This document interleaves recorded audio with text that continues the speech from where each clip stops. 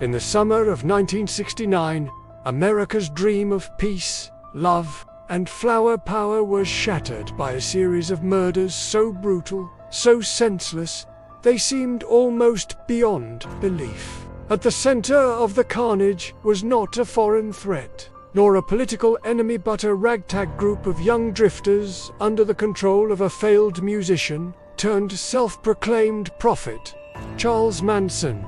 After drifting into the hippie scene in San Francisco in the late 60s, he began collecting followers, mostly young, vulnerable women who believed he was a messiah. To them, he was love, freedom, and truth. In reality, he was darkness cloaked in charm, preaching paranoia and promising salvation through bloodshed. He called them his family, but what they became was a murder cult.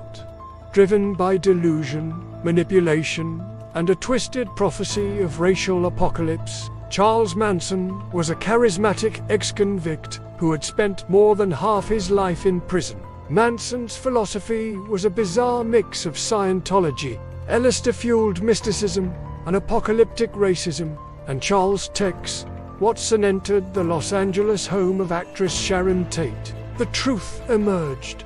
Manson never personally killed anyone, but his words, his control were the true weapons.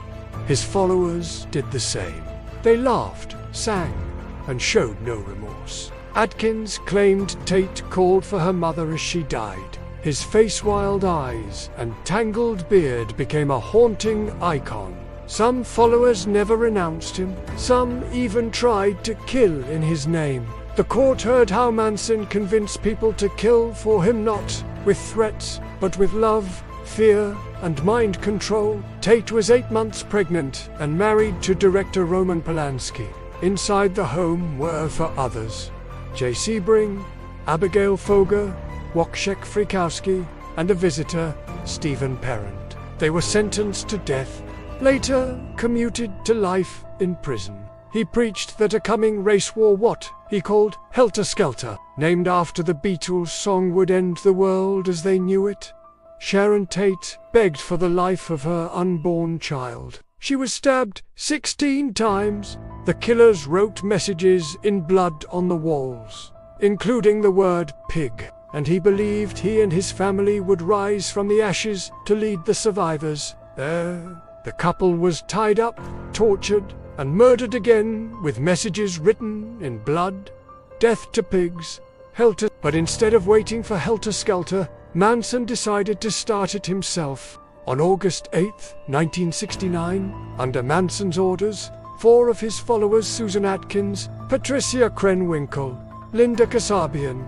What happened next was a ritual of pure savagery. The victims were stabbed, beaten, and shot. The next night, Manson himself accompanied another group to the home of Leno and Rosemary LeBeau. The killings shocked the nation.